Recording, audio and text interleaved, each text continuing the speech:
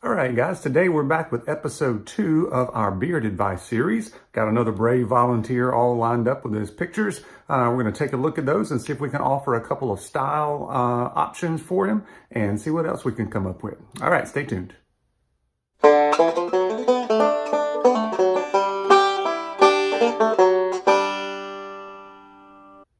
Brian Haywood here. Thanks for joining me on my Beards and Banjos YouTube channel, where we talk about beard-related topics, tips and tricks for your beard. We also do some product reviews. We also do some special things.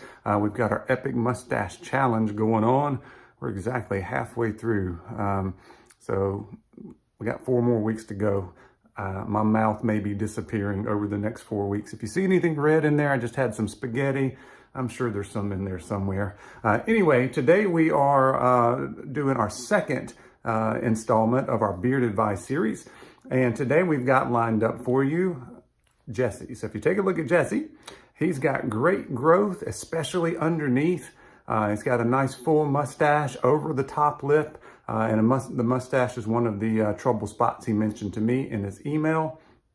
And then if you'll take a look, he's got some great looking hair. Look at all of that texture. I wish I had more hair. That ship has sailed, unfortunately. So we're going to take a look and see if we can offer a couple of options for him. And also, he said he had some trouble with the cheeks. He's regrowing the cheek line a little bit higher. And then also he has trouble kind of taming the cheeks, keeping everything flat during the day. So I'm going to give you some styling options there. And by the way, Jesse is 8 months into his yeared. All right, he says he's going for the yeared. So he's got about 4 more months without doing any trimming on that.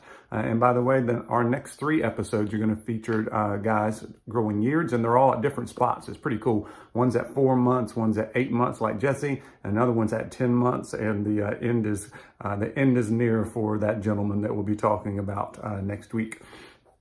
All right, so I've come up with kind of 2 options that I think will look really good for you. One of them, because you have such a strong underbeard, is really just to let that whole thing go, right? And then have that nice, full, kind of detached beard that has a mind of its own. Just have it laying there on your chest. I think that would look great. An example of that, I'm going to put up my friend Rob from Honest 8 Beard Company. He owns that company. If you take a look, he's got that beautiful red beard. But it's also he's got a very put together look, all right? If you look at his side profile, there's 2 things I want you to notice. One is his cheek line. His cheek line is pretty straight across there, okay? Jesse's is a little bit more rounded. I think the straighter one would be the best option for you. And you've got a couple of ways to do that. You can aim for the top of the mustache. I don't think it's going to work, but you can aim for the corner of the mouth. And I showed that on my trimming video last week. Or you can actually go a little bit lower than that. If you look at Rob's, it comes in kind of to the right below the corner of his mouth. And also, if you were to do that, then you could work on trying to separate that mustache if you're interested in doing that, to see what it might look like. I also did a video where you kind of trim around that mustache a little bit to get some separation. And that would be when you're ready to trim. So obviously you wouldn't want to do it if you're growing everything out. Also on Rob, if you'll notice, he's got a nice and tight look with his hair. I think it would look good, Jesse, if you had a little bit shorter on the sides and back. I think that would look would look good on you. Also, if you'll take a look here, I've got one more option for you. If you don't want to go for that big full beard, is to bring it in a little tighter look. And I didn't think, it didn't cross my mind until I looked at your profile picture. So let's look at Jesse's profile picture. And if you look at that, he's already got a nice kind of shelf there at the bottom. So what you could do is to have something like that, something like mine. I actually think yours would look a little bit better, maybe about 1 inch lower than what I've got on mine. So maybe down to the top of my collar there, I think would look really good. And if you do that, you can kind of tame what you've got going on with the sides here. I'm going to offer you some suggestions before you trim, but you could actually start to taper down your cheek line. All right, I know that's a big a big thing for a guy growing stuff out. I had the same issue that you did of trying to maintain this, because my beard's a little bit curly, pretty similar to yours, I think. But take a look at this picture of me. This is last May, about a year ago, and I was growing out at 7 months at that point. I didn't do a year. I kind of trimmed from the bottom. If you guys, as you're growing stuff out, just always, if you're going to trim from the bottom. That way you can get everything out to be the same length. And I realized about a month after taking this picture that did not look good, right? This puffy cheeks right through here.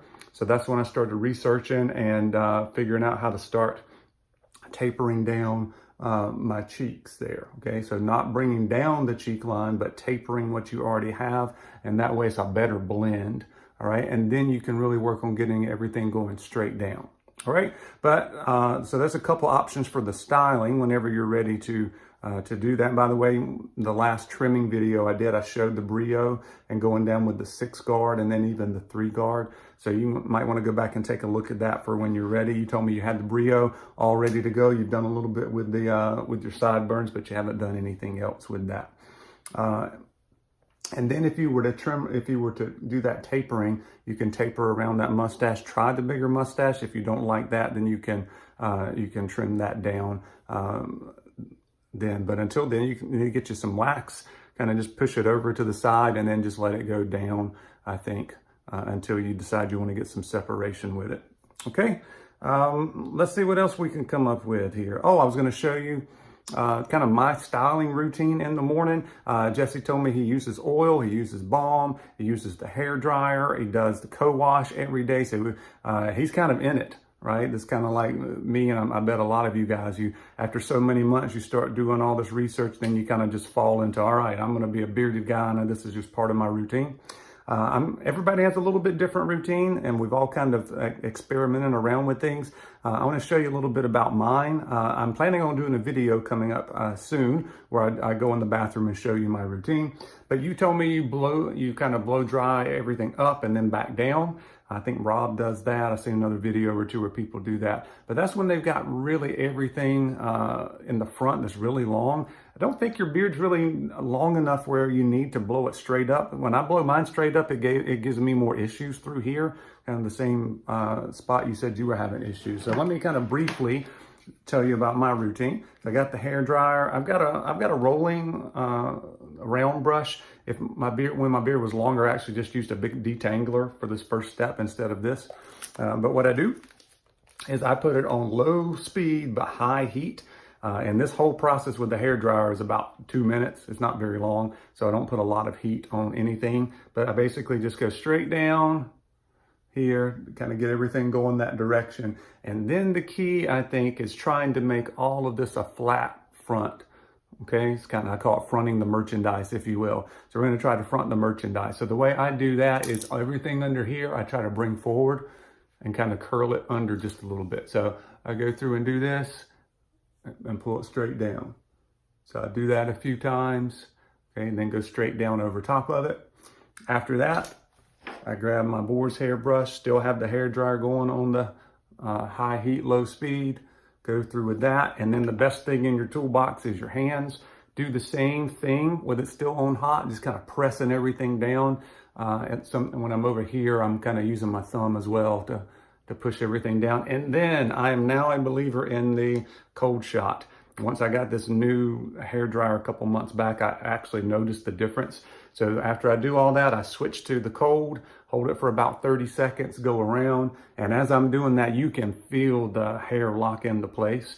And actually you can see it too. When instead of this kind of blowing around, you'll see it lock in and it'll stop blowing when you use the cold shot. So I'm now a believer in that. I also have one more suggestion that I've been trying over the past few weeks.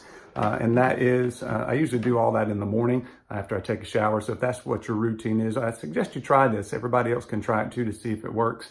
I use co-wash every day for months and months and months. But over the past couple weeks, I've heard a couple people say they just rinse their beard sometimes. So I tried it. On the night before, I didn't work out or anything. So I got jumped in the shower in the morning like I always do, but I just didn't put on the co-wash. I still used the warm water and rinsed everything out. And I found that I didn't have as many flyaways. It wasn't quite so hard to tame, and it didn't feel, you thought, oh, it won't be all soft and like it usually is. It was. There was really no change that I could tell, but everything stayed in place a little bit better for me. So I'm doing that now about twice a week on the nights before, where I don't get all sweaty and my beard's not dirty. So I go through and try just rinsing it out, and then I still do everything like I just said, and I've had good success with that. All right, so those are a few ideas that I had. I know the guys are going to get down in the comments and give you some more suggestions and some encouragement there to keep growing till you get to that year. And then you got your option. You could also at that point do like a little half-inch trim to get rid of all of the dead, the ones that are outpacing the other, to kind of let the other ones catch up. Get rid of your split ends and that kind of stuff. So just to keep everything more healthy. Even when folks are growing out their hair, making their hair really long, they still get maintenance trims every once in a while. So I suggest doing that once your year is up at least. And then let me know how that goes, guys. We might be doing follow-up videos with these folks a few months down the road after they hit their year, and that kind of stuff will be interesting to see. It always takes time to find your style. All right, so you saw my picture. My style's not quite like that anymore. For me, the tapering or blending in my sides here, making those a little bit shorter, was really helpful for me and made me much more happier with what I'm seeing there in the mirror. All right, so let me know if you guys have any tips or tricks that you can offer Jesse, and we'll see you next time. Thanks.